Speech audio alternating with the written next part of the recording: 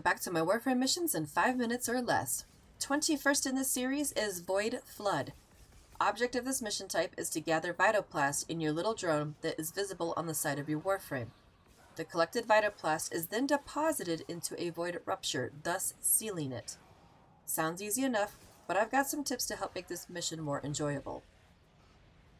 Number 1. Gather Vitoplast as fast as possible. This isn't as important when you launch this via a Duviri circuit or story, but if you're doing these through Quinn over on the Zariman, faster is better. Quinn's bounties that involve this particular type of mission might have an additional requisite that asks for the gauge to stay below 70%. If this is active and it goes over that threshold, the mission will immediately fail. Number 2.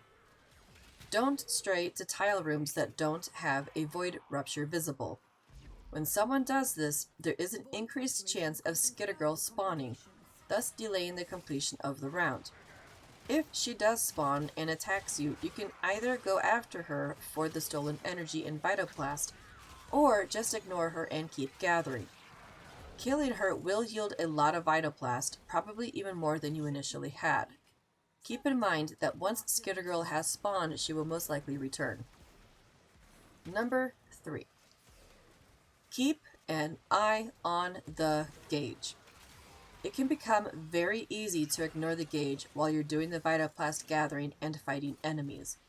You might think that it's fine, you can work it down later, but when the gauge hits each one of those dots, either the enemies gain a buff or the players gain a debuff. Either one of these don't help the team finish quickly, especially if it's Steel Path. Number 4. Try to keep the amounts of Void Ruptures to a minimum. The more that are open, the faster the gauge fills. Remember that we don't want that gauge to fill up.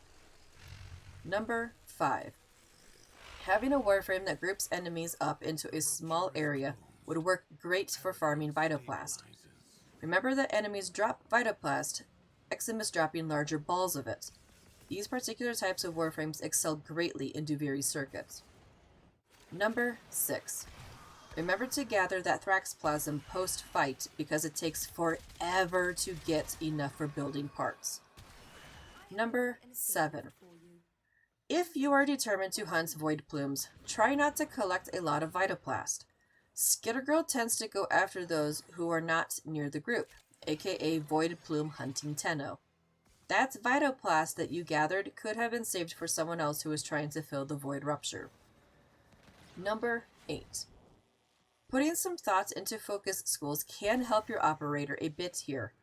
Some of the tile rooms have pretty high vaulted ceilings that harbor quite a bit of Vitoplast. In the Duviri circuit, some of those tiles have high hanging Vitoplast, or ones lingering on the edges of narrow ground. Having enhanced Void Sling would excel here. Schools such as Matarai and Naramon come to mind. This is it for my Void Flood video. I hope that this video provides some pointers that you may or may not have thought about while doing this mission. Some of the tips mentioned here pertain more towards the Void Flood mission on the Zariman via Quinn, but in the end it comes down to gathering Vitoplast and depositing as fast as possible. As always, if I have left anything out, feel free to leave a comment below, and I look forward to sharing my next video with you. Take care.